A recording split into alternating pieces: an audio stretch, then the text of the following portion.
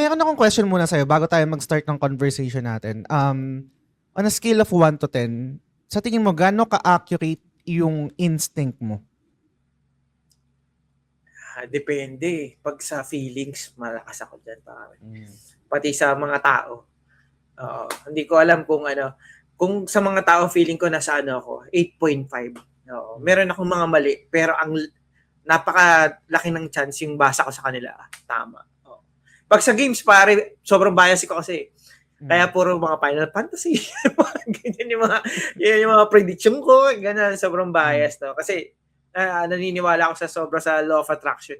The more na yun yung isipin mo, kahit sabihing, mabababa yung chance. Pero feeling ko, the more na isipin ko na mangyayari siya. Agree. Pero kasi meron kasing yung 'di ba, napakasikat or parang laging na pag-uusapan yung women's instinct, yung super accurate. Yun, parang wala akong science behind it, pero naniniwala ako doon. Pero hindi ko siya kayang ipaliwanag kung bakit ang lakas. Ikaw ba sa experience mo lalo? Pare, 500% napakalakas nila. Sila yung tipo ng species na hindi ka naman nila tinatanong talaga kung ano yung ginawa mo. Tinitignan nila kung sasabihin mo yung per detail. Pero alam na nila yun.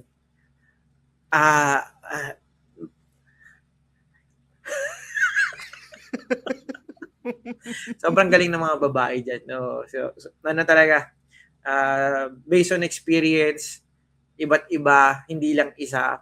Talagang, yung kutob nila, ang lakas pare. Yung mga moment na, hindi niya naman ginagawa yun all of a sudden, ginawa niya.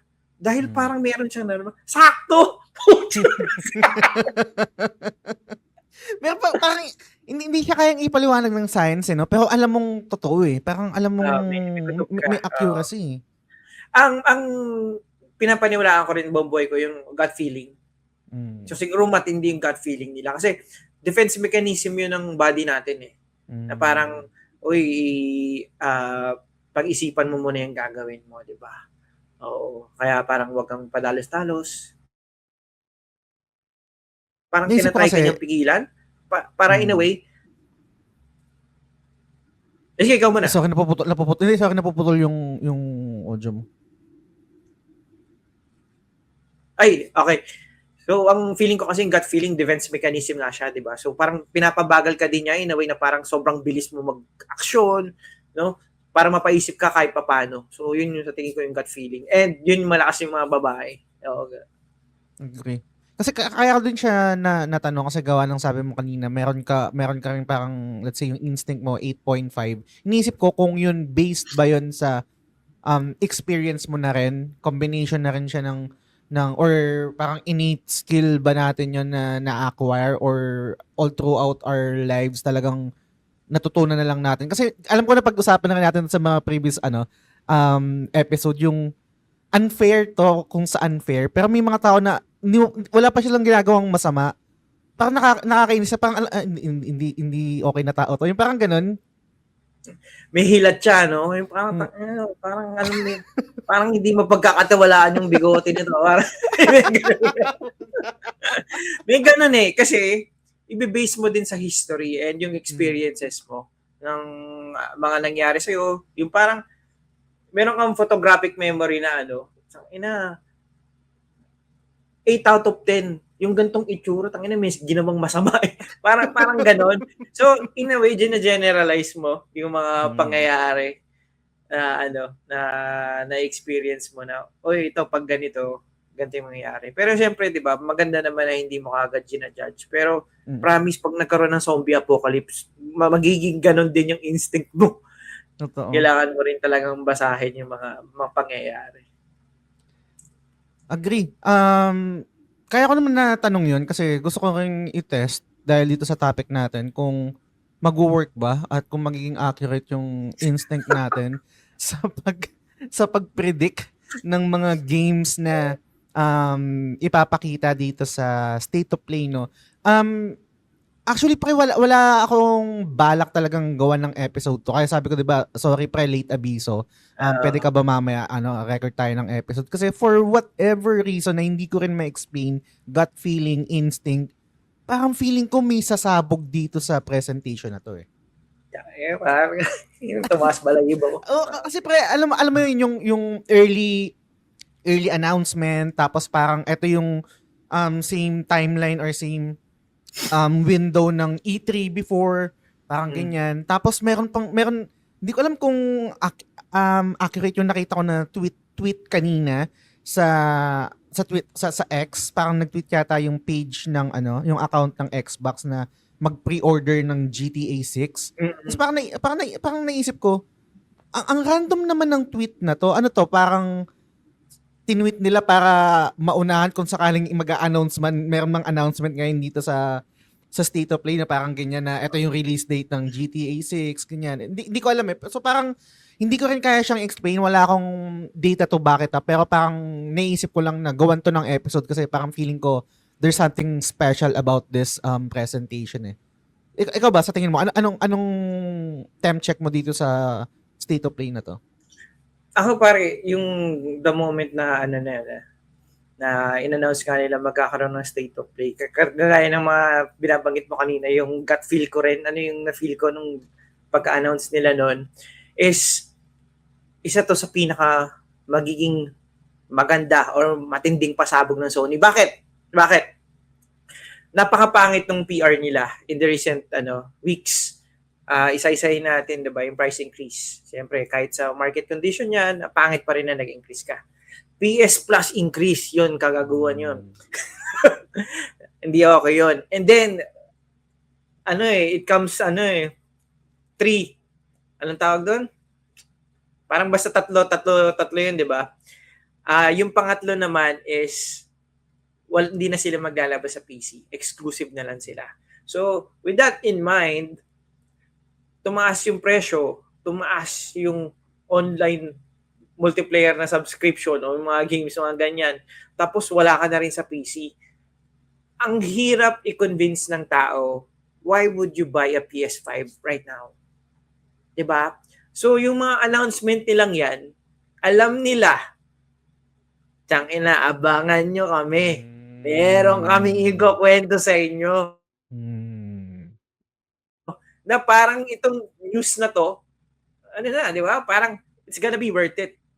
Ako, wishful thinking, kasi syempre, tagal naman tayong fan ng Sony, di ba? Masyado na tayong attached dun sa mga franchises nila. Pero, it's better naman na gumaganda din talaga yung business ng mga gaming platforms. Even Xbox, sobrang ako, talagang pinupush ko si Xbox eh. Kasi pag gumanda naman gumanda yan, gumanda rin yung competition, tayong gamers din yung makikinabang. Kaya, yun yung kutob ko pare. May matindi si Sony ngayon. Talagang ilalabas nila. Kasi, ito pa, isang hula. Ito yung moment nila na maglabas ng mga magagandang news. Kasi, the moment pumasok na yung October, November, December, it's gonna be GTA. Wala ka nang ibang pag-uusapan kundi GTA. Kaya ito yung moment nila. No. Totoo pare. Hindi ko alam kung LeBron fan ka, pero na-imagine ko si LeBron yung silencer yung gumaganon. Kobe ako eh. Kobe ako. Sorry. Di, parang ganun. Alam mo yung pamatay sunog ba? Parang ganun din yung na-feel ko eh. So, kahit hindi ko planado, o parang hindi ko plan, kasi medyo busy ako ngayon pre. Naglilipat kasi ako ng bahay. Babalik na ako ng tagal nga na episodes mo pare. Natagalan ako sa inyo. So parang sabi ko, parang kailangan kong isingit to itong episode na to, gawa ng parang may ibang pakiramdam talaga ako. So buti pwede ka. So ganun yung magiging discussion namin guys. Magbabatuhan kami ni DP1 ng mga predictions namin ng mga games na i-announce dito or ipapakita dito sa State of Play. Pero bago yon, shoutout muna sa ating mga Patreon subscribers. At sa ating mga executive producers sa sila Sans, Lance, Mark Divina Gracia, Yvette Suzanne Solivilla ng The Ara Ara Channel, Kuya G, si Admiral RD Casimiro, si AG Sumarian, at si Benjamin Lee. If you enjoy the content that we're creating, consider supporting us on patreon.com/thegamesulugshow. Maraming salamat sa supportan nyo guys. May iba't ibang tier level doon at bawat tier level may iba't ibang perks. So kung anong trip nyo doon, Bahala na kayo. Pre, kamusta muna tayo? Bago tayo mag-deep dive, anong games sa mga nilalaro mo ngayon? Anong mga natapos mo? Ano yung mga, kung sakali meron ka ng, anong current game of the year mo? Current game of the year. Bias ako pare, Capcom si Resident Evil kasi Mm. sobrang mahal ko yung Requiem. Maganda rin yung Pragmata. Gandang-ganda ako sa Crimson Desert. Pero bias lang talaga ako sa Resident Evil. Ang current kong nilalaro, Forza, yung Horizon 6 sa Xbox Game Pass. Ang saya dun sa PC. Ang ganda. Pero nag-on the side ako ng parang parang parang masyado kasing brutal yung mga recent kong nilalaro. So, kailangan ko ng parang palate cleanser. Nag-Dragon Quest ako, Reimagine. Oh, Ang nice. refreshing lang din sa eyes, pati yung music, na parang, yun yung RPG na parang hindi malalim yung problema. parang mag-ano lang tayo, punta tayo sa iba-ibang lugar, tuklasin natin yun, parang magtatropa lang sila na ang saya ng buhay. Kaya, nakakakuha din yung vibe na ganun eh. At the moment, sobrang saya ko rin. Ini-enjoy ko yung buhay with my family, yung wife ko, tapos yung dalawa kong kids. Tapos nakikita ko na sila naglalaro. Sobrang happy lang. Oo. Yun, sana mapunta rin sa inyo lahat ng mga good vibes. Yan. Nice. Ako naman, pre, yun yan, nabanggit ko, super busy, no? Kasi naglilipat ako ng bahay. Kasi hindi na kami, Oy, hybrid pa rin kami, pre, pero ang hassle na ng ng nalipat biyahe. din. So, lumipat ako, babalik na ako doon sa Taguig para malapit lang yung Oy, biyahe ko. lapit ka na, Brad. Oo, tapos Okay. ang medyo natagalan lang ako pre gawa nung sa pusa ko kasi. So, nagpagawa muna ako ng catio doon sa sa bahay namin sa Taguig para ready ng lumipat.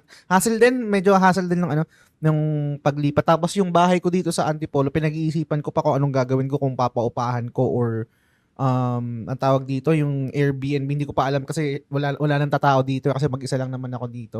Pero hopefully yun nga after nung paglipat ko, back to regular programming na. Pero Kaya exciting yun, pare. Gusto mm, mong talaga, yung parang mag-set up rin ng parang gaming room or parang yan, yung podcasting area mm, mo. Saya niyan. Ako, oh, na-experience ko kasi yan last year. Wala akong ginawa kundi isipin yung mga plano sa ganito. Tapos, napansin ko, yung mga ini-imagine ko paulit-ulit, kaya na nagawa pare. O talagang pag araw-araw mo tinitignan, ini-imagine. Kakatotoo din. totoo. Yung sa akin naman sa ngayon, kumbaga parang nasa likod pa lang siya ng isip ko. Inuuna ko lang talaga yung pusa kasi pito yung pusa ko kasi ngayon. So No! parang Pero swerte yan. Siya nagpagawa mo na. talaga ako nagpagawa ako ng bahay nila doon sa Taguig doon sa katabi ng kwarto ko.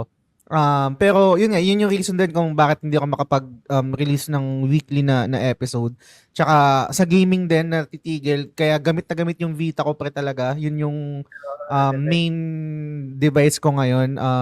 Breath of Fire patapos na ako, Breath of Fire 3 finally. Three? Okay. Oo. Four naman Nakalampas na ako dun sa desert sa wakas. Hindi ko natapos kasi yun nung bata ako eh. Bata ka. Oh. Oo eh. Ngayon Kasama ko wala, yung kuya ko rin. Naglalaro kami. ginugol ko na pre, hindi kaya ng utak ko. Talaga yung mahirap dun eh. Hindi kaya ng utak ko. Tapos Crimson Desert naman, chani lang, parang nasa chapter 9 pa lang ako. I think yung Crimson Ilang hours ka Desert na? yung 60 magsi 70 hours siguro. Rookie pa to, rookie. Rookie Nasa pa, na no? ako eh. 160 na ako. Oh my God. Pero chapter 5 pa lang ako. Etong Crimson Desert, I'm not sure kung mag-agree ka, and siguro yung mga nakikinig sa atin, and nasabi ko rin naman to sa ibang episode, ito yung game na ang dami kong hindi gusto, pero hindi ko mabitawan. Ang weird niya, ang hirap niyang i-explain eh, na parang naiinis ako sa control, ang bigat ng karakter, yung talon, imbis sa pa ganun. Hindi Yung parang, ko mabitawan, pre. yung parang explanation ko sa utak ko niyan, yung nilalaro ko siya. Siya talaga, nag-try siya to shoot for the moon. Oo. Tapos bumagsak siya sa sa kung anong star. Pero parang out of 100 na parang sasagutan siguro, 20 doon pangit. Kumbaga, talo siya sa 20. Pero yung 80, ang lupit niya naman. Tapos meron doon 30, sobrang lupit niya naman. Kaya parang na overshadow nung mga magagandang happy na experiences mo, yung mga pangit na parang sinasabi mo, pwede ko nang pagtiisan yung pangit na yon kasi ang ganda-ganda naman ng moment na to. Mga ganun. Totoo, na-outweigh niya no? Yung Oo, pangit. yan yung magandang word doon. Ganda. Currently ba kayo yung Game of the Year ko yung Crimson Desert? Alam mo, hindi. Di ba nagkukwento na nakailang Game of the Year na tayong pag-uusap, pre? Out of all the games na lumabas ngayon, besides Pragmata, kasi sobrang unique talaga nung hack and shoot niya eh. Ang daming inintroduce ni Crimson Desert na pwede mo palang pagsamahin tapos ang ganda. Kasi ang ganda ng combat niya, di ba? Para sa open world na ganun, hindi halimbawa si Oblivion, si Skyrim, si Witcher, hindi mo talaga iisipin na na parang sobrang immersive ng world niya pero hindi naman sobrang lupit ng combat. Parang kasi merong napaprioritize, merong nadi-deprioritize na pero ikaw nagigets mo kasi ito yung nila yung focus nila eh. Pero si Crimson Desert, parang lahat pinagtuunan nila ng pansin eh. May mga pumalya lang, pero enjoy ka talaga doon sa mga aspect. Ang sa'yo makipaglaban, pag nantitrip lang ako doon, naghahanap ako ng mga camp eh. Tapos, pag nasira ako na yung camp, nire-reload ko para hindi sila tuluyang mawala. Kasi ang sarap lang makipagbugbugan, lalo na yung mga wrestling moves. Hindi ko alam kung gano'n rin yung style mo, no? Pero yun, di ko na-discover on my own yung sa community lang ng TGS na nagtanong na, nakuha mo na ba yung mga elements? Anong elements? Oh my God. Sabi ko, nasa main quest, nasa main quest ba yan? Wala sa main quest. Oh my God. Alam mo pare, ba't ko tinuklas yung element? Kasi gumawa ako ng Clive Frostfield. Nakita ko nga yan dun sa page mo. Sabi ko, parang wala akong parang wala akong fire. Paano kaya makakuha ng fire? Tapos tinitingnan ko yung mga skills. Tapos makikita mo doon, meron palang mga element. Tapos sinasabi niya doon kung doy dapat magawa mo to. Tapos hinanap ko yun kung yung sinasabi niyang yun. Dahil hindi naman talaga sinasabi ni Crimson Desert kung saan mo makikita, di ba? So, napansin ko yung mga ganung type na yun, kung saan ko siya nakukuha, which is sa taas. So, pumunta ako dun, pare. Nakailang araw ako, kasi ang hirap ng puzzle pag hindi ka nag-guide. Ang tagal ko minsan isang puzzle, inabot ako 2 oras. Ang tanga ko minsan, tutulak lang palang ganun po. Ang dami ko pag ginagawa. Parang may mga tinitingnan ko pa yung walls. Ano kaya dapat intindihin ko dito? Tangina, ipupush mo lang pala. Tsaka yung hindi ko rin alam pa yung kailangang panain mo lang sabay. So kung wala ako nung skill na na parang yung i-slow mo tapos yung parang tatargetin mo. Hindi ko masasolve pala yung puzzle na yun kung wala akong skill na gano'n. Ang galing niya, di ba? Wala siya talagang sinasabing paraan sa'yo. Ikaw bahalang tumuklas. Kaya the moment na matuklas mo siya, parang feeling mo ang galing mo. Totoo. Pero sa akin, to sum it up, I think yung pinaka nag-click sa akin dito sa Crimson Desert is, kasi may era ko pre na na MMO player ako, yung mga online games, mga ganyan, MMORPG. Tapos, nag-transition ako sa single-player game. Etong Crimson Desert kasi, single-player siya na parang blueprint ng MMO. Ganun ko siya na-absorb. So, parang nakuha ko yung dalawang bagay na na-irita na kasi ako minsan yung makipag-online, yung mga multiplayer na solo na lang. Pero kahit ganun pa man, single-player siya, tapos yung elements ng MMO nandun. Kaya, super na-enjoy ko yung Crimson Desert na yan. Kahit super daming ayaw. Kahit nga yung pa rin nainis ako yung kailangan mong makinig lang yung sasandal ka sa pada, kailangan mong mag-eavesdrop. Hindi ko ma-figure out. Sabi ko, anong gagawin ko dito sa quest na to? Ang tagal ko nga rin yung bibigyan mo na ng pagkain yung aso. Ina-drop mo lang pala kung ay, kung ba't walang prompt na papakainin ko siya, di ba? Ikot ako ng ikot. Sabi ko, daling ko kaya yung aso somewhere. Kaya biglang Yun pa yung nakakainis yan, yung mga prompt na parang kunwari, kukunin ko lang yung isang item. Ang dami kasing item na parang pwede mong kunin, tapos itatapat mo pa dun sa specific item na kukunin mo kasi kapag hindi, ang mapupulot mo yung kandila, yung ang baso. ginagawa ko dyan, pre, pag meron kang specific na gustong kunin, pwede ka kasi first person, na yung parang yan mo lang yung camera. So, pag meron akong kukunin na mismo, kasi minsan tabi-tabi yung items, di ba? Lalo na pag nagtitipid ka sa inventory, dahil sobrang, Yung pa yun, di ba? pa yung inventory. Tagal ko na. Oh my God. Ay, parang, ano ba the Crimson Desert? Sorry. Sorry. Kasi Pero gawa natin ang episode yan. Natapos mo na ba? Natapos mo na yung... Hindi po. Ay, Ano ba? pa lang Okay, ako? 50% tapos 100 160 Anong chapter mo na? 5 yata. Tinigil ko muna kasi nung nagpragmata ako tapos ngayon hindi ko pa binabalikan. Oo. Sige. Balikan natin yan. But anyway, umpisa natin tong episode natin. So, yun nga, gaya ng sabi namin kanina, magkakaroon ng state of play. Kailan ba? June 3? Ano bang date nun? I forgot eh. 3 siguro sa atin. Oo. So, batuhan tayo. Pa sino gusto mo mauna? Siyempre, ikaw. Parang unahan ko tip-top na. lang yan, pare. Okay, sige. Ay, pre, nanood kami ng... Di ba, Oo, nakikinig ako siyempre sa inyo. So, pare, yun, nandun ba kayo nung kay Sir Henyo? Pati kay Ay, day 1 yun eh. Tangay na pare, kangay na huli si Saint Ice. Tawa-tawa ako doon. Huli ka, Balbon. Pero medyo basa na rin na ganun siya eh. Anong talagang planado. Kumbaga, hindi siya freestyle, pero sinulatan niya yung maraming possible na mga bagay. Pre-med, no? Calculated Ganda. Solid. But anyway, unahan ko na pre. Etong unang game na ibabato ko. Ay hindi, ibigyan ko muna ng premise, no.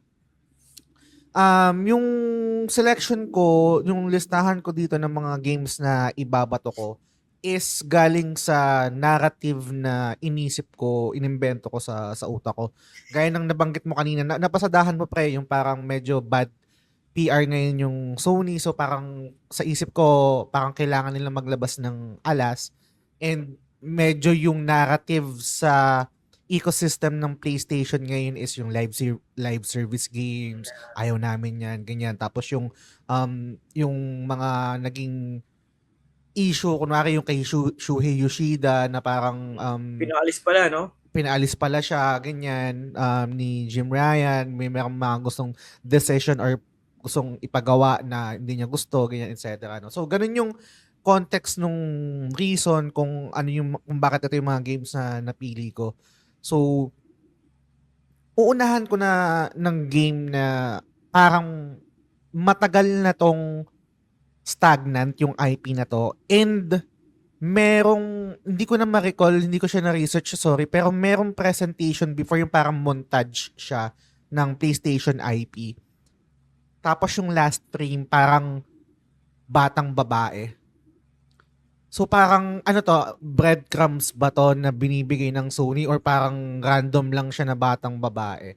So inisip ko, binalikan ko yun, naalala ko yun, and matagal na rin naman siyang stagnant, and matagal ko nang namimiss yung cinematic experience, yung mga malulupit na set pieces, and alam ko parang may post ka rin several weeks ago yata nun pre. Uncharted 5. Gusto ko yan, pare. Alam mo, parang tinatry ko sa isip ko na yung lalabas na 007, maano niya yung itch ng Uncharted. Kasi, tangay na pare, di ba kakalaro ko nga lang ulit ng Uncharted kasi ilang 10 years nga sila, di ba? Nabi ko, tangay na, sayo talaga ng Uncharted. Kaya ang lupit nung yung later years ng PS3 kasi sa Uncharted, ang saya. Yung parang mindless lang na parang naglalaro ka pero nanonood ka rin ng sine. Yung Totoo. very cinematic yung yung approach nila. Parang Tsaka kahit yung sorry. Tsaka yung Sige, dialogue kasi pre ng yung dialogue ng Uncharted for me, kasi una kong nalaro yun bago yung The Last of Us eh. ah, Nag-Uncharted 4 muna ako kasi tawag dito, blind spot ko yung PS3 tapos medyo late na ako nagkaroon ng PS4. Unang PS4 ko, bumili ako nung yung Uncharted 4 na limited edition ba, yung kulay blue. Tapos yung una kong nilaro, tapos eventually pinatrade ko yung Uncharted 4 na PS4 na yun, pinalit ko ng Luna Edition kasi palabas na yung Final Fantasy 15, parang ganyan. Pero una ko nalaro yung Uncharted 4. And then hindi ko nalaro yung yung 1, 2 and 3, hindi ko pa na rin nalalaro yung The Last of Us. Sabi ko ang pinaka maliban doon sa mga cinematic experience, yung mga set pieces na mga malulupit. Ramdam na ramdam ko yung yung dialogue, yung usap ni Nate, ni ano pa, Elena ba to? Yung Elena. yung asawa niya. Tapos yung kapatid niya pa, di ba si Troy Baker ba yung gumanap nun? Ay, I forgot kung sino yung gumanap nun. Yung Oo, si introduce Troy yung Baker kapatid yata. niya. Si Sam ba? Sam. Si Sam. Oo. Yun, super na-enjoy ko yun. And then, syempre, related din sa bakit Uncharted 5 kasi spoiler, no? Uh, but anyway, basta yung, Napakatagal na nun. Parang nakatagal kasalanan na niya basta na yung, yan, di ba?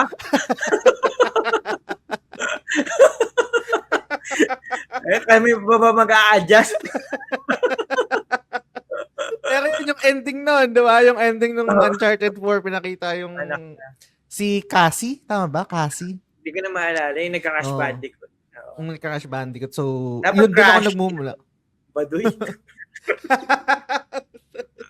Pero yun, again, hindi ko alam kung ano yung parang possible. Hindi ko alam kung parang ano yung magiging atake nila si Cassie. Kung sakali magkakaroon man, totoo man to, kung ma-will to into existence kung Uncharted 5. Hindi ko alam kung si Cassie ba yung magiging bida na tapos medyo matanda na si Nathan Drake. Hindi ko alam kung possible yun. Pero kung ano man, syempre, otobay tayo dyan. And siguro sisigaw, pag nanood kami ng nag-watch party kami, sisigaw ako ng malakas dito, Uncharted 5 pre. Dagdag ko lang din, pre, kasi maganda yung mo, bad PR nga si Sony. And if you look back sa mga IP nila, walang naging bad PR si Uncharted. Kumbaga, yung parang hindi siya woke, yung mga ganun, purong maganda lang siya talaga. Puro mga positive kadalasan yung mga nakukuha. Kaya kung ilabas nila yan, parang napapanahon nga. Ako, gusto ko rin talaga na magkaroon ng Uncharted 5. No? Kahit nga, sorry. Nakakatap kita. Sorry. okay lang. Pero kung kahit hindi nila gawing 5, kumbaga, parang different era talaga, pero Uncharted. No? Go, basta Uncharted. Pwede rin. Nung i-kontrahin ko lang yung sarili ko, no? Kasi nung nilista ko to, syempre may kontra din. Inisip ko, syempre may lalabas yung Naughty Dog na gawa rin ni Neil, yung ang tawag dito, Intergalactic Prophet. Hello? Rinig mo ako? Rinig pre. Okay. Tanggalin ko. Natanggal yung yung soundbar ko. Ay, yung sound, yung arm nung mic ko. Pero okay na. Hawakan ko na lang. Sige lang. So, iniisip ko kasi, pre, na parang possible ba yun na, na parang ito yung ginagawa nila ngayon, ito si Neil, ganyan. So, possible ba na meron ding in development na Uncharted 5? So, meaning sabay. Tapos nag-research ako. I'm not sure kung applicable pa siya ngayon sa era na to, sa generation na to. Pero, kahit naman din noon parang dalawa yung team ng Naughty Dog while developing yung The Last of Us, dine-develop din yung Uncharted 4. Magkasabay so, sila. Magkasabay sila, no? So parang inisip ko, baka pwede pa rin naman kahit sabihin natin na may ginagawa tong Intergalactic. So yun, Uncharted. Sana magkatotoo yan. Ako, gusto kong magkatotoo yan. Pero hindi, para lagyan natin ng kung sa tingin mo Pustahan? ilang percent sa tingin mo ilang percent na magkatotoo siya?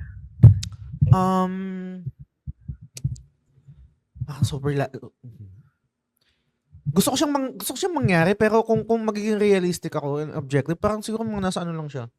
45? Mga ganun. 45. Oh. Ikaw? Hindi mo pa pinipti Hindi kasi pag pinipti, parang lamang pa rin yung parang lamang yung hindi siya magkakatotoo.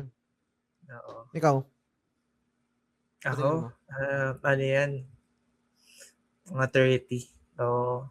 Kasi si Naughty Dog, parang napansin ko sa kanila, once tapos na sila sa IP, tapos na sila. Oo. Oo. Tama. Oo. Totoo rin Kaya, naman. kaya parang yung longingness natin sa Uncharted, papatuloy lang. Yun. Ako Pero, na ba? teka lang, sorry pre, last na, tangent lang.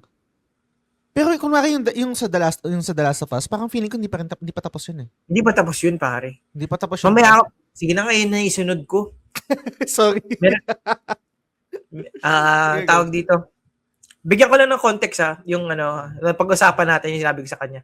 Kaya ganito yung mga prediction din namin ni Jazz. Kasi ayaw namin yung masyadong obvious. So, obvious na yung parang ang daming leak nung God of War yung kay Freya na Totoo. syempre Wolverine, magkakaroon ng Phantom Blade, yung mga ganyan, no. Tapos yung live service na Horizon. Ano pa ba yung obvious na Um, possible? Yung mga ang daming merong, leaks. hindi ko alam kung merong leak eh, pero kasi laging sa interview, laging nababanggit yung Final Fantasy 7 Part 3 ongoing na. So, inisip ko Oo. kung lalabas pa dito. Oo. Yun, medyo parang nasa timeline niya na rin eh. Parang panahon niya na no. Ito pare, sobrang, hindi ko alam, medyo bullshit prediction, no. Pero, sabi mo nga, yung gut feeling ko kasi di ba yung Heretic, yung The Prophet, The Heretic trailer Prophet, pa lang, trailer pa lang siya, di ba? Wala pang kahit anong gameplay. Tapos, yung trailer niya, puro brands pa. May Adidas, yung mga ganun, no? Parang I smell some Kojima type of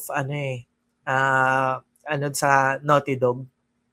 Kasi sobrang gusto nga rin ni Neil Druckmann si Kojima.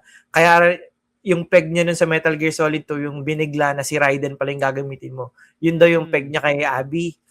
Kaya, hindi ko alam pare, ang tagal ko na parang nararamdaman yung Heretic. Hindi talaga yun yung game eh. Holy shit. I think it's Last of Us Part 3. Oh my God. Oo. Sa'yo ko lang narinig yan, pre. I don't want to be the prophet.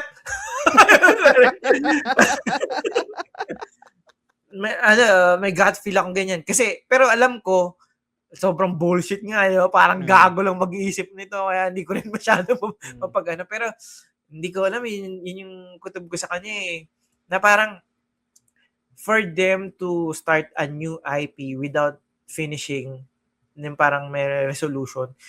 As a creative director, parang, bibitawan ko na lang basta tong Last of Us. It needs a resolution eh. Kaya parang something na parang pang front lang nila na tapos bibiglayin nila. Bam! Last of Us Part 3. Kasi kahit pag gaano ka bad PR nung Last of Us Part 2, pag nilabas mo yung trailer ng Part 3, damn! Yan pare, sabog yun. Magkakaroon ka talaga ng reason to play. Tangina. Tapos yung iba rin, reason to hate. Matik yan. Pag-uusapan yun. Yan yung ko pare. Kagaguhan, di ba? Hindi. I mean, sa'yo ko lang narinig yan. Yung wild na prediction na ganyan. Never, kasi syempre naka-follow din ako sa ibang content creator, nakikinig ng podcast, Mapa West, ganyan. Sa'yo ko lang narinig yan. And putang ina, sasabog yung internet kung sakaling tama ka. Pare, I'm a big fan of Kojima. Ilang beses niya na ako niloko. So, yung mga ganong pero kung wala eh. Siguro binibase ko lang din siya kung ako si Neil Druckmann. Na ba't ako mag-i-start ng sobrang bagong IP na tapos all of a sudden, di ba? Parang hindi rin okay yung reception, di ba? So, yun. Kasi, pag tingnan mo yung mindset, maraming galit sa Last of Us Part 2, di ba? Huwag mo kami bibigyan ng ganyan. Kung hindi nila in-announce yung Heretic the Prophet, hindi ko alam title, no? In-announce sila Part 3 kaagad. Negative. all throughout, negative yung pag-uusapan doon sa Last of Us. Na parang, sawang-sawa na kami dyan sa ano nyo. Eto, ang tagal ng nung series, parang naano na rin yung sa HBO. Parang hindi ina-expect din ng tao na may ganito. Kaya pag biniglaan nila, no? Parang yung Heretic the Prophet pala, parang pinapanood lang na movie. Na something na ganun, di ba? Kasi pa din nagtataka din ako na ang daming brands, di ba? Parang pinapakita dun sa trailer. Na parang uncharacteristic for Naughty Dog. Kasi maano sila sa ano nila yung tawag nito? Presyo sa kanila yung mga IP nila Hindi nila basta-basta papasukan ng kung ano. Especially ads. Di ba? Yung mga tao naman hindi mahilig sa ads. Kaya tsaka pag nagkadotoo, no? Galing, kapit. Upeta ka talaga. Pre, kung sakali. Lupit din binagsakan mo agad ako ng alas Hindi kasi ikaw pare, inano mo Hindi ko na talaga Oo. Mamaya ka pa dapat yun Okay. Sige. Pero pare, pasabog talaga yun, di ba? Tangan sabog talaga, sabog ang internet nun. Tangina. Yung mata ng mga grifter, putang na mga dollar sign na naman yung makikita nila, putang. Pati kahit yung hateful content, talagang pag-uusapan siya. Totoo. Okay. Sige, yung isunod ko na rin pre, yung medyo nasa same na parang thought process mo, no? Kasi syempre, narinig ko lang to sa podcast, no? I am not sure kung mag-agree ka. Yung The Last of Us, parang yung part 1, okay na siya, parang tapos yung ginawan siya ng part 2, mas kailangan, let me back up. Yung part 2, hindi siya necessary, sabi nung pinapakinggan ko na podcast. Pero dahil ginawa siya, nagkaroon ng necessary na kailangan magkaroon ng part 3. Parang ganyan. Ganun siya. Yun yung sinasabi ko rin sa'yo kanina na as a creative, parang mahihirapan kang umpisahan na hindi mo pa tinapos, na parang walang resolution. Mahal mo kasi ito Parang hindi mo siya basta-basta papabayaan. Kaya ako nagtaka rin na yung kay Heretic nga na parang bagong-bago yung ganun, di ba? Kaya feeling ko may something pakulo sila Ang tagal na rin, di ba? Ang tagal na rin Masyadong matagal. Oo. Yung sa akin, same din, pero hindi naman ganun ka bigat, no? Kasi siyempre nabanggit natin yung tawag dito, may yung guerrilla games kasi syempre alam na natin yung multiplayer nila na game yung gathering, hunting gathering ba and something na multiplayer, no? Ang sa akin naman, basta gets natin yun. Horizon 3, pre. Kasi katulad ng sinasabi mo, kung natapos nyo yung Forbidden West, hindi pa rin tapos yung nangyari, di ba? So, meron pa, kailangan din ng part 3 nun, kailangan din ng resolution nun. Hindi pa doon tapos yun. Sorry kung spoiler, pero puta na, again, sabi nga ni Deepo, kasalanan yun, di ba? Pero yung parang, at least for me, parang pareho lang din sa akin na solve na rin sana ako ng Doon meron ding tanim yung ending ng Horizon Zero Dawn. Pero ako satisfied na ako doon. Pero nagkaroon ng Forbidden West. Tapos natapos ko siya last year. Mas lalong kailangan ko ng part 3 Nung natapos ko yung Forbidden West, parang hindi pa ako satisfied dun sa story ni Aloy. Again, malabo din mangyari to kasi parang feeling ko may ginagawa sila ngayon na yun nga yung multiplayer na based sa universe ng Horizon, pero bigyan niyo ako ng something na parang pangpakiliti lang ba, pangpasabik lang. Horizon 3, wala akong naiisip na title pa. Kasi diba Horizon Zero Dawn, Horizon Forbidden West. Hindi ko alam kung ano yung magiging title na ito, kung yung pangatlo, pero ito yung gut feel ko. Teaser ng Horizon 3, pre. Tanong nga magkatotoo yun. parang sinasabi ko sa'yo kanina nga na magiging pasabog tong state of play na to, na yung usual dalawang AAA na exclusive ng Sony na kadalasan pinapakita pa yung state of play, gugulatin nila tayo ng marami. So sana totoo yan, pare. No? Oo, talaga. Kasi they have to convince the people na talagang maganda mag-own ng PS3 dahil marami kang malalaro na dito lang. Dahil sinabi nila, hindi na kami maglalabas sa PC, di ba? Kaya parang kailangan nila talagang, ito yung state of play na very crucial for the brand. Na Totoo. may establish nila na sobrang dami naming games na parating. Kaya ito, kahit 10 segundo lang. Tapos na nagandahan nila sa Aloy kasi baka mamaya mag-hate na naman yung mga chubby chicks yun no? Chubby chicks. Tsaka yung narrative kasi ngayon pre sa PlayStation, walang games, wala lang exclusive, wala lang game, tapos yung mga live service, di ba? Wait. Maghintay kayo. Yun sana. Siyempre, wishful thinking tayo mga fans, no? Totoo. Sana makatotoo, Yun yung second game ko, pre. Horizon blank. Kung ano mo yung magiging lagyan title. Mo na para bigyan mo ng hulang title. Horizon. Kung Forbidden West yung last, bigyan mo na. Horizon Space Nebula. X. Kasi nasa space na sila eh. Mayroon ng mga colony na galing ng space eh. But anyway, yan, ikaw pre. Ako, another long shot. Pero feeling ko, sobrang tagal na kasi. And for them to capture yung audience na feeling nila nawawala na for them, kailangan nilang pakita na mas mabilis na silang gumawa din ng games. And hindi maghihintay ng matagal sobra na nawawala na yung interest ng tao. And yung iba, tumatanda na. And yung iba, sumasa kabilang buhay na, di ba? Sobrang tagal nila gumawa ng games. Kingdom Hearts 4, pare. Kingdom Hearts 4! Bigyan niya na kami!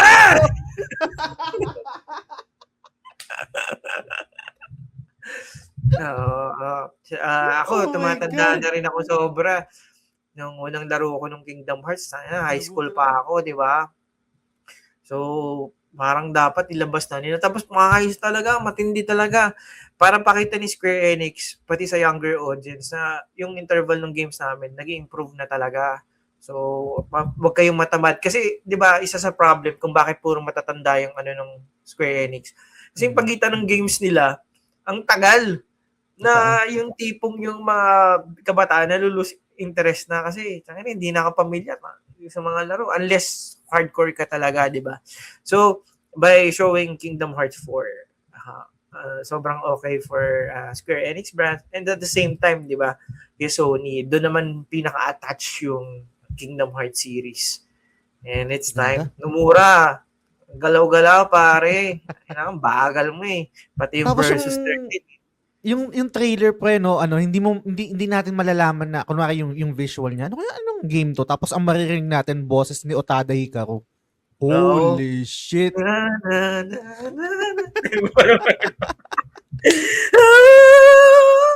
Ganda. Gano'n, di ba? Tagal na pinakita na itong Kingdom Hearts na to eh. Mga wish natin eh. Mga malalabong prediction na pero hindi, mangyayari yan.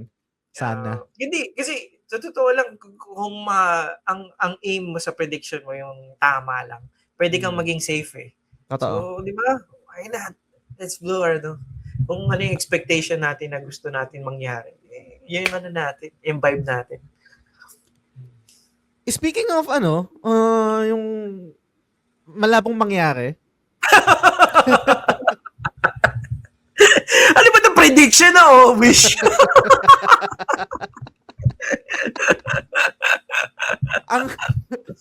ang narrative dito sa game na to, kasi ako day one purchase talaga ako kadalasan, parang almost every first party game ng PlayStation day one talaga So, nilaro ko to day one and isa ako dun sa mga naka-experience ng may mga bugs, glitches, ganyan. And siguro mga several years ago nung bandang pandemic, pumutok yung issue na parang nagka-crash out yung director nito kasi hindi na greenlit yung part 2. Pero baka nagbago yung ihip ng hangin sa Sony. Days Gone 2, pre. Oo, pare, kakausap nyo lang yun sa Project Ubus. Sana nga. Kasi sa Isa yung rin to Days sa Gone, game na yung hindi concept, rin tapos. Kung naalala nyo pa yung ending ng Days ha? Gone, isa pa to. Nag-gun na lang bigla eh. Oo, totoo. Days Gone, gun. Pati sa totoo lang yung concept naman niya, yung open world tapos yung horde, ano siya, magandang potential. May potential talaga. So, ako, natagalan lang ako masyado dun sa game. Pero kung piliin lang nila talaga yung mga set pieces, pag-focus nila, pagandahin nila yung mga portion na yun, ang laki ng potential ng Days Gone. Sana nga, maganda ba yung sales ng remastered? Hindi ka na, Sa PC ba? Parang PS5. sa PS5. PS? Parang Oo. hindi ko siya nakita na ano. No. Pero yung Sana. kung sakali man yung nga gaya ng sabi mo pre, kasi isa sa mga magandang mechanic or meron dito sa Days Gone yung horde talaga. Late na yung horde lumabas eh, puta. Parang patapos na yata yung game eh. Yung kung kailan ka pwedeng makapag-craft nung napalm bomb ba yun, para mapasabog mo yung mga nest nung ano. Pero parang may potential din talaga tong game. Though hindi ko siya masyadong nagustuhan, pero may something din dito sa game na talagang minahal din ng mga fans eh. Maraming fans I think based sa orbit ko, maraming nagka-clamor sa Days Gone 2. So yung episode natin na set na natin ng mga mga high risk, high reward na mga prediction eh. Tuloy na natin. Di ba? Ay, ano ba yung mga ko? Pangilan na ba yan, pre? Pangatlo na ako. Yung ikaw, pangatlo na yung ibabato mo. Pangatlo So, na, yun. Days Gone 2, pre. Tangina. Make it happen. Sige na nga, mag-gano na rin ako ng high risk. Pero ito malabo talaga to, pare. Okay. Malabo. Dahil feeling ko, they will announce the DLC. Code Veronica. Resident Evil. Mas gusto ko yung i-remake kasi feeling ko, yung remake ng part 1, which has the fixed camera, yun din talaga eh. That's the Ganda lang, kakalaro ko lang nun. wag nyo nang galawin yun. That's it. Yun na yun. So, yung Code Veronica talaga yung parang kailangan ng remake. So, long shot. Pero, si Capcom kasi, napapansin ko, I love you Capcom, strike while the iron is hot talaga. Pak. Kaya totodo na nila yan. This is their year. No, sa kanila talaga tong year na to. Kaya yung mga announcement to ramp up yung excitement for next year, and then sa Tokyo Game Show, 'di ba? Kung mag-announce sila ng kung anong Resident Evil, papatok din talaga 'yon kung ano man. Oo. And singit ko na rin yung release date ng Onimusha. Oo. Yun, no? Oo, sana yun. Na-try ko yun. Ang ganda, pare. Oo, magugustuhan mo din yun. Hindi na siya fixed camera, 'di ba? Yung lumang Onimusha, 'di ba, fixed camera yun? Basta magugustuhan mo. Oo. Ganda, pare. Kung nag-aano ko. Pero hindi siya Souls-like vibe na ganon. Pero may different take siya sa samurai and shit. Isang beses ko lang nalaro yung yung Code Veronica. Pero ano pinaka-tumatak sa'yo? may pangkalaban na may kuryente? Good boy ka, good boy. Kala ko Bakit kung good boy? Ay, alam mo yun doon. Meron kasi yung, alam mo yung nag-lean si Claire sa computer. Tapos si Steve napapatingin somewhere. Yung mga tagpo sa Code Veronica. Pero totoo, tama ba yung yung memory ko, merong kalaban doon na kuryente yung... Oo, meron. Yes. Anong tawag dito? Tagal ko na rin nalaro yun sa Dreamcast pa. So, matagal na. Grabe. Ganda. Guys, hindi to planado. Hindi kami nag-usap ni DP1, no? Hindi to scripted. Parang high risk, high reward. No? Never tayo, pare. Never naman tayo nag-usap ko. Wala ka tayong show notes. Pero dahil sinabi mo yung Capcom, iba't ako na rin yung Capcom ko. Malabo, I think malabong mangyari to, and parang pero gusto ko parang feeling ko kasi talaga may kutob talaga ako na dito talaga may sasabog dito sa state of play, no? So Nilabas yung Monster Hunter World. Nag-enjoy ako doon. Masaya kami last year, 'di ba? Parang nabuhay yung Discord channel ng TGS, lagi kami naglalaro, pinlatinum namin. Masaya. Pero wala siyang yung I would say bilang fan ng Monster Hunter World, parang nag-backfire yung quality of life niya kasi madali, quote-unquote, naging madali siya. So parang ang dali niyang bitawan kasi ang bilis rin natapos, no? And I think medyo nag-die down din yung mga players niya, hindi katulad nung world na matagal yung ano niya, yung staying power niya. Ngayon parang hindi na siya lumalabas sa timeline ko, hindi na siya parang napag-uusapan. Unlike talaga before nung Monster Hunter World, no. Talagang ang tagal niyang tumambay sa mga gamers eh. So I think this is the perfect time, and dito sa State of Play i-announce nila yung expansion, pre. Oo, Monster Hunter. Ang ina Capcom. pero di ba, ano nga kayo, strike while the iron is hot to, you know? Kaya talagang parang, ngayon yun ang paglalabas yan. Tsaka na, sobrang Oo. wala kayong ginagawang mali eh. Parang alam mo yung pre, alam mo yung big, big, parang para akong tuta na ano na stray na parang batuhan mo lang ako ng malit na buto. Yung parang yun lang kailangan ko. Teaser lang ng expansion nyo or pakitaan nyo kami nung parang yung flagship monster nyo sa expansion ng Monster Hunter. Kasi kunwari Monster Hunter World, after nyo naglabas sila ng Iceborne. Tapos yung sa Monster Hunter, ano yun, Sunbreak naman yata yun. Tapos dito sa Monster Hunter Wilds naman, kailangan na namin ng expansion. Ilabas nyo na yun, Capcom. And I will assure you, lahat kami babalik dyan. Imposibleng hindi. Lahat ng nalaro ng World, lahat ng nalaro ng Wilds na nabitin, pahirapan nyo kami sa expansion nyo. Yung talagang mahirap yung mababalo kami, yung parang lagi kami mamamatay tapos ulit kami nang uulit sa mga monster na hinahanap namin. Yung talagang maiinis kami tapos yung parang mapapasorry kami. Capcom, sorry po. Opo. Sorry. At masyadong mahirap naman to kalaban na to. Parang ganon.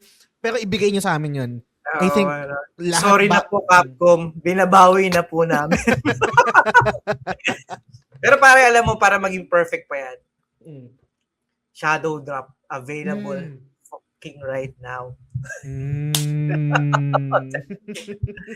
Ganda na, no? Wala akong balak mag-renew ng PS Plus eh kasi naiinis ako sa ano ngayon eh. Mapaparenew ko ng PS Plus. Ako rin, ako naka 1 month lang ako. Kasi kailangan ko ng backup eh.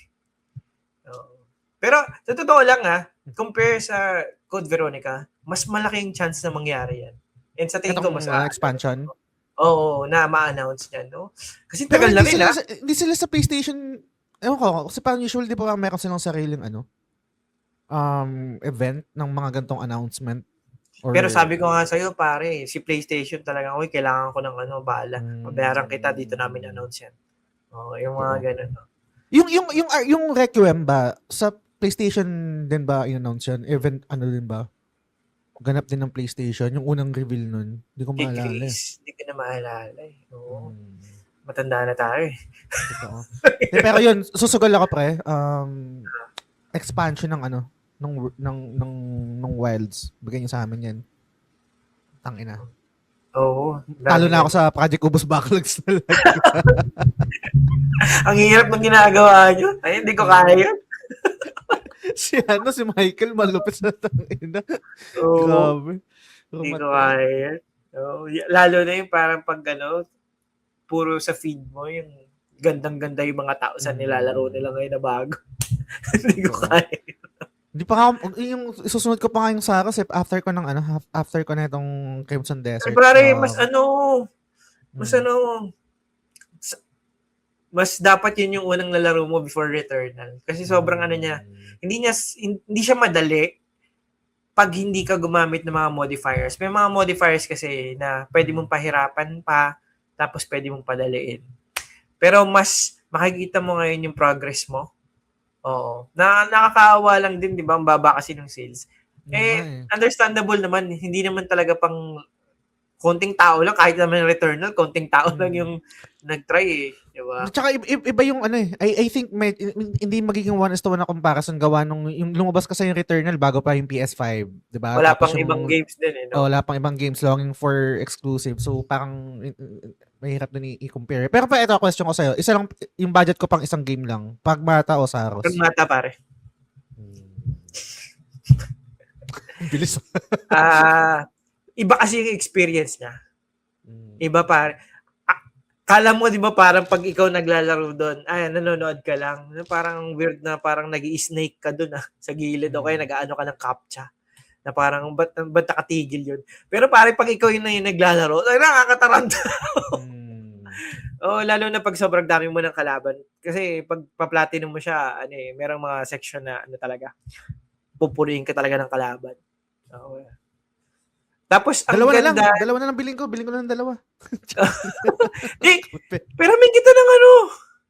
Pero may kita. Kailan ka ba lilipat? Tagig. Baka kung Monday siguro, pero pinaka yung settle down siguro yung parang maayos na ako. Siguro pag mga June na siguro. Pero may nalang kita ng Saros. Pero yung Pragmata, maganda may collection kayo. Yun yung bigay mo sa developer yung G. Love you, Capcom. You know? Pangilan na ba ito? Bias, no? Bias. Pangilan na ba ito? Pang-apat na. Ikaw na pre. Mabigay ka ng pang-apat mo. Inuubusan mo naman ako eh. Meron akong kasi kaya lang hindi siya ganoon kasikat eh, pero matagal ko na siyang gusto. Gawa siya ng isang sobrang visionary na game developer. Gabi talaga yung mga nagagawa niyang world. Sobra. Siya yung gumawa ng BioShock, pangalan to? BioShock, tapos yung BioShock Infinite. Tapos, yung umalis na kasi sa dun sa 2K din. So, nagtayo siya ng sarili niya. So, may binibuild siyang game. Sobrang tagal na nitong napakita, pero wala pa ring update. Yung Judas. Ken Levine, no? Oo. Kasi pare, yung BioShock talaga isa sa series na parang, kasi nag-start siya sa Xbox pati PS3 Kaya ang dami talagang naka-miss sa kanya. Hindi mo rin masisisi yung mga tao Ang dami ngayon. Hindi nila masingit. Pero ang ganda talaga ng BioShock. Pero favorite ko yung Infinite. BioShock Infinite. Gustong-gusto ko talaga yung story nun. Pero bigyan nyo ng chance. Kahit hindi kayo mahilig sa first person, maganda yung story niya. So itong Judas, kasi excited ako dahil yung yung mga ginagawa niya kasi kakaiba yung mundo Na parang talagang parang pwedeng gawing series or movie. Ganun yung style niya So itong Judas na to, sobrang excited ako na sana ma-announce na. Yun. So yun muna yung ako kasi medyo bigatin yung pangdulo ko parang pang matinding prediction na parang gago to.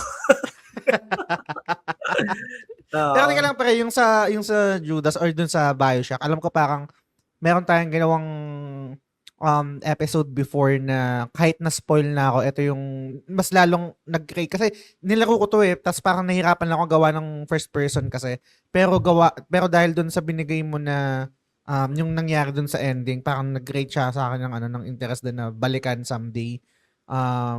Actually nakalimutan ko na yung kung ano yung ending na, pero nakwento mo yun na maganda yung ending nung one ba yun? Yung Infinite ba? Yung pangatlo yun. Ganda ng ending nun, hayop. Kaya kasabayan nun yung looper ni Bruce Willis. Tsaka di na ako nabigla dun sa dun sa kwento ng nila Bruce Willis kasi nauna yun. Basta ang ganda ng kwento talaga ng BioShock Infinite. Maganda dun, the way nila yung mga trailers, yung mga gameplays, hindi mo maiisip na yun pala. Ay, ang ganda. Sobrang ganda. Tapos, may mga details doon na, oo nga, ba ganun ka sa twist niya. Solid. Okay, last ko to pre, no? So, lulupitan ko na yung parang malabo talagang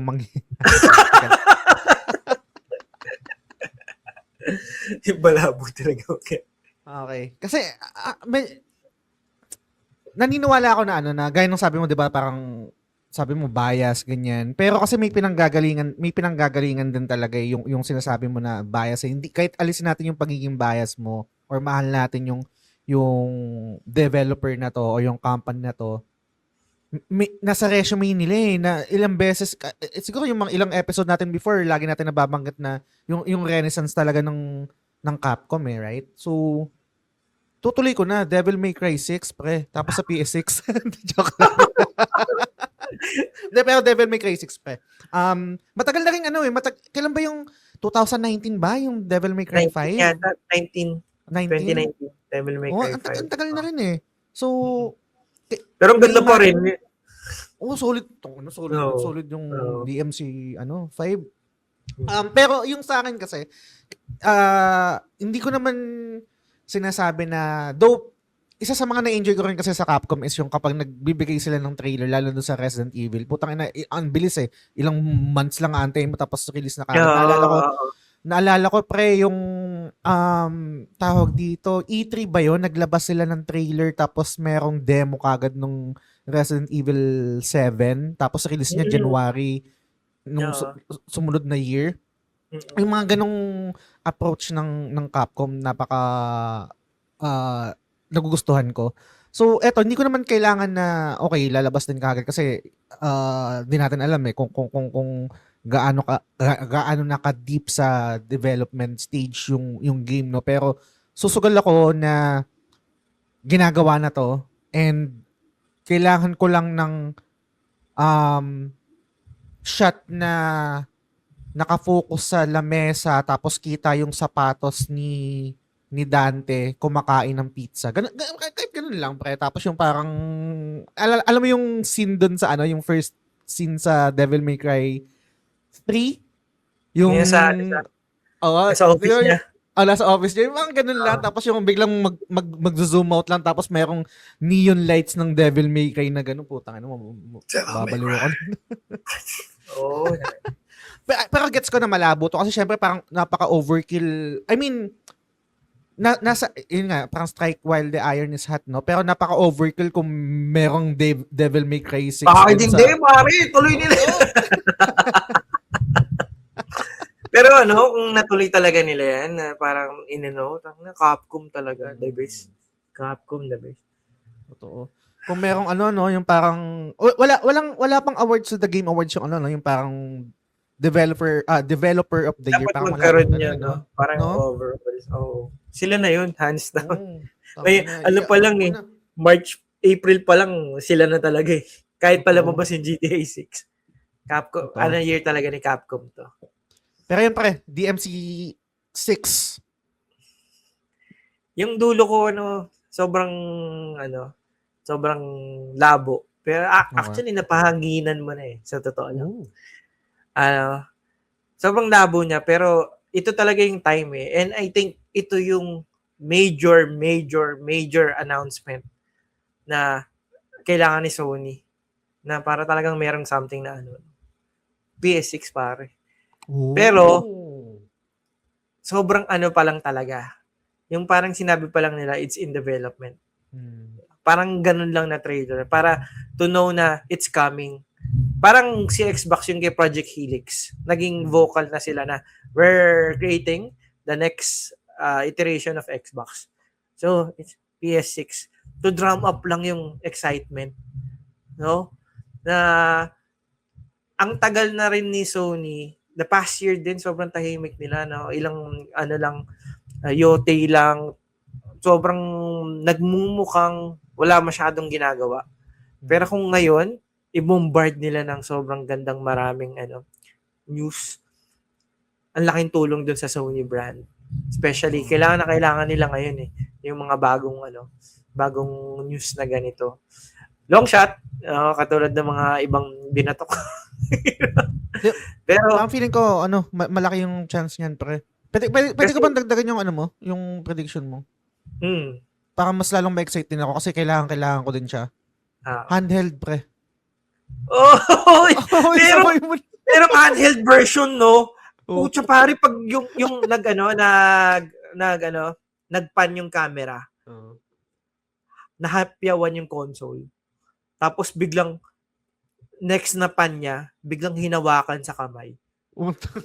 Poging ina! Ang ina mo! Tapos binalik sa TV.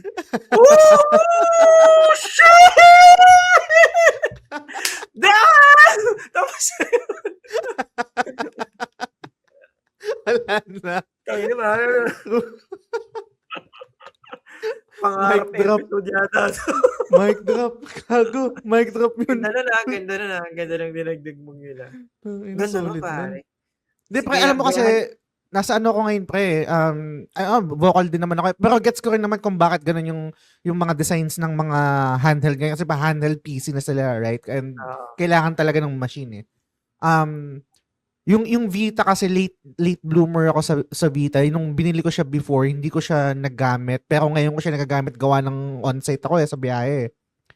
Ngayon, yun lang yung medyo concern ko siguro na kung ano man yung magiging sukat niya nung handheld na PlayStation.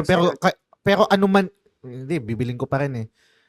Pero yun lang yung nilook forward ko. Doon ako excited kung magkakaroon man ng announcement din ng handheld na PS6 kung ano yung sukat niya, kung anong style niya.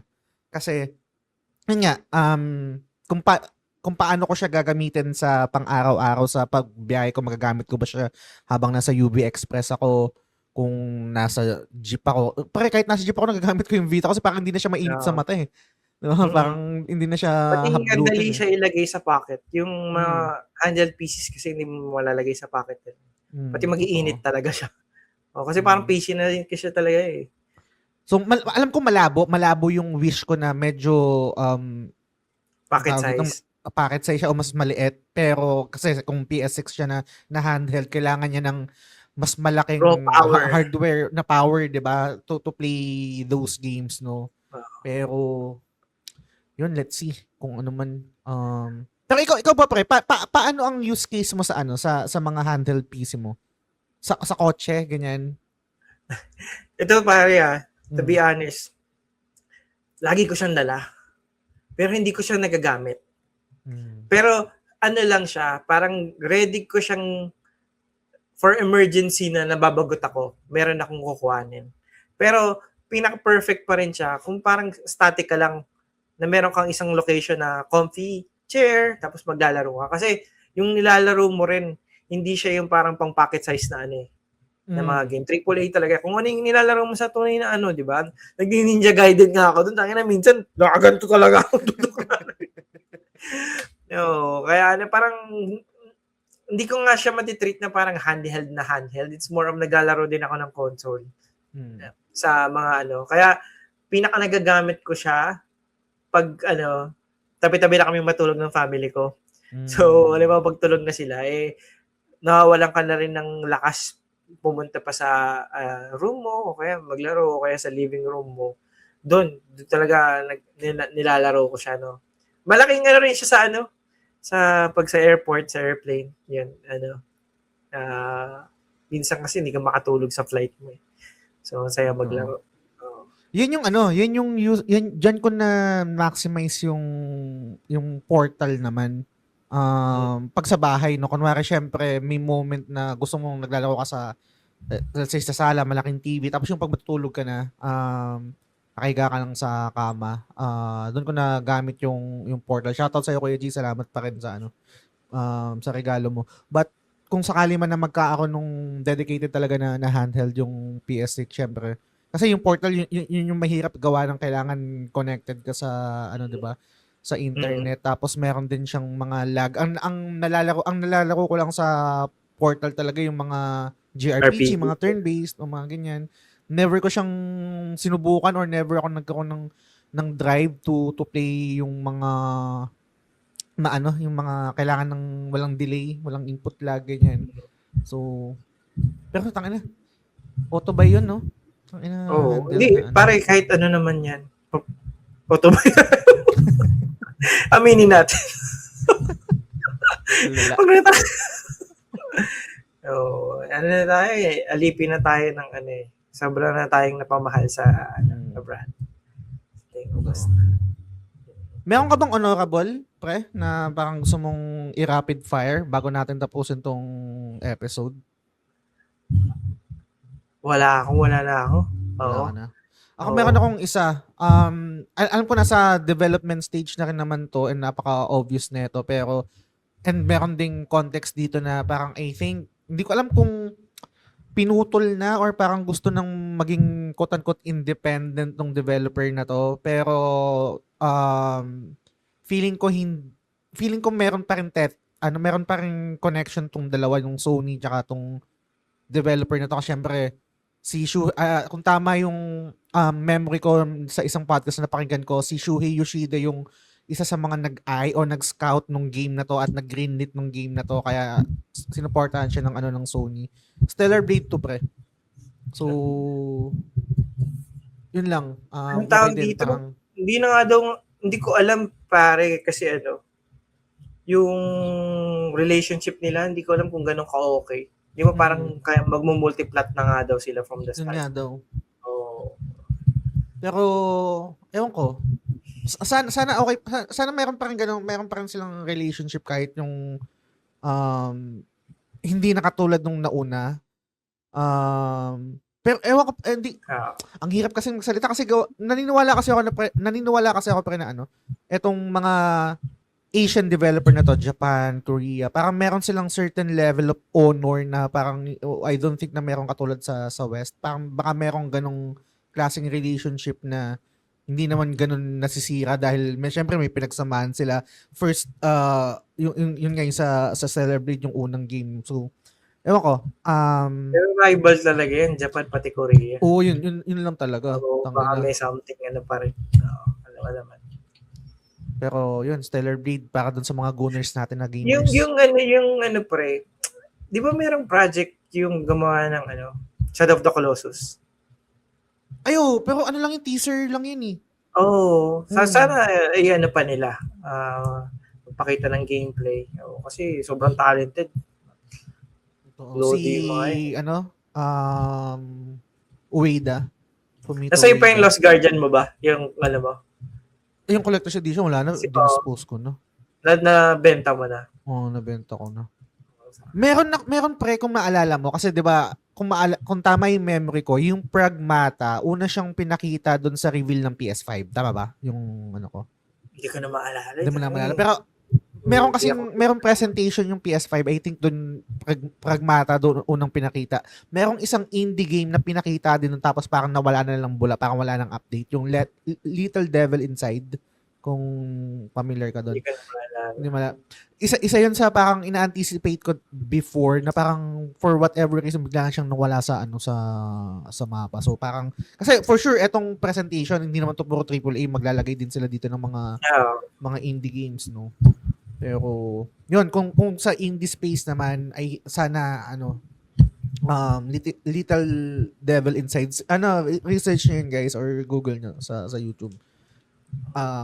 Isa yun dun sa games na pinakita ng reveal ng PS5. Lapit na rin pala, June 3. Exciting. Watch party. So, eto na lang, last na, bago natin tapos yung episode. Sa lahat ng mga sinabi natin, sa tingin mo, ilan yung tatama dito? Ako lahat, feeling ko lahat tatama sa akin eh. Are, yung hindi ko feeling. Gusto ko mangyari. Yung sa Heretic, yayanigin niya yun. Di ba? Kung maging Last of Us Part 3 yan. Yayanig yun. Kaya gusto ko din i-record to eh. Kasi parang pinidik ni DP1, no? Gago! Yung bento! Tapos Pre, ko to, i-reel ko to, yung prediction ko ng bento to, masabi lang na iba. Lala. Anyway, salamat sa time mo, pre. Salamat sa time ng mga nakinig sa atin nanood. Pero shoutout muna sa ating mga Patreon subscribers at sa ating mga executive producers na sila Sans, Lance, Mark D. Vinagracia, Yvette Suzanne Solibilio ng The Ara Channel, si Kuya G, si Admiral R.D. Casimiro, si A.G. Sumarian at si Benjamin Lee.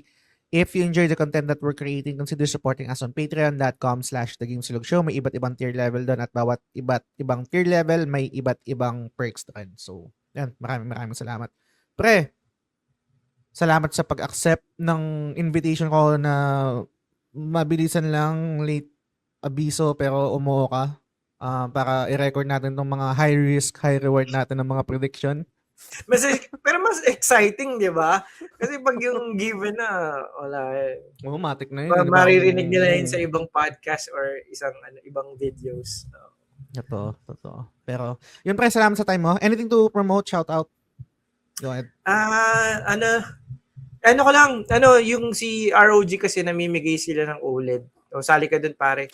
Ang mechanics ng go to their IG or TikTok, tapos may template doon. Ano yung willing kang i-trade para mabigyan ka ng OLED? Hindi siya literal na i-trade mo ha. So kahit doon, kahit brief mo, kahit yung favorite inter-barangay jersey mo. So pwedeng mas eskwela, mas pwedeng mapansin nyo.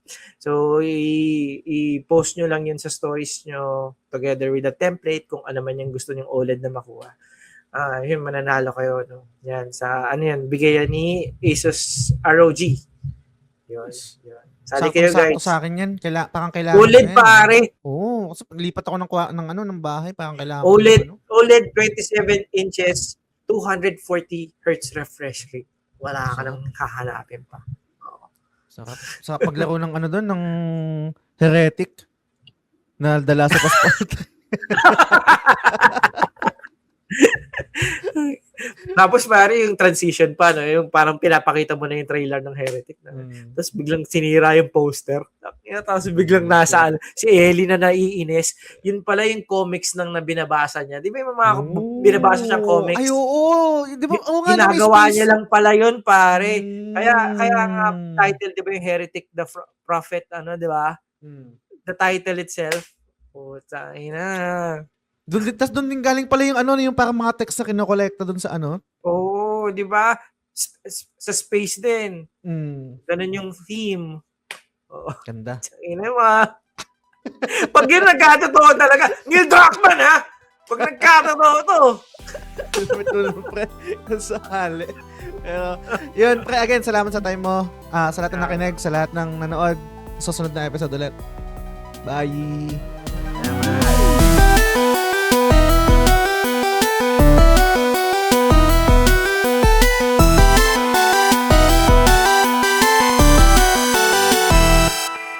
The Gamesilog Show is fan-supported at patreon.com/thegamesilog-show. The following names are our current supporters and we are eternally grateful for your kindness, support, and generosity. Sans, Lance, Mark TV Nagracia, Yvette Suzanne Sulivilla ng The Ara Ara Channel, Kuya G, RD Casimiro, AG Somarian, Jacob Francisco, Animo R1 US, Mark Christian de la Cruz, Mage Dizon, Benson Santa Ana, Dora Malyari, Janine C, Hachiroku 20, Hard Batuta, Leo Mark Joseph Cavite, Francis Lance Galapon, TJ Balyares ng Backlog na naman Budolcast, Michael Christian Loyal, Silves, Mar Valencia, Bay Ian ng Master RCB, Ate Cass ng Casual Gamer vs. The World, Hey Kiko, Shalene Rivera, Edgy Weeb, Ray Rivera, Ben, Dre, John Velasquez, Teacher Isa, Albert John Gonzalez, Cornflake, Naiko Neri, Storm, Bien J. Magalon, Big Chungus, Boy Pekka, Bernard James Cruz, Matthew 99, and lastly, Jed Basilio. Maraming salamat sa inyong suporta. The Gamesilog Show.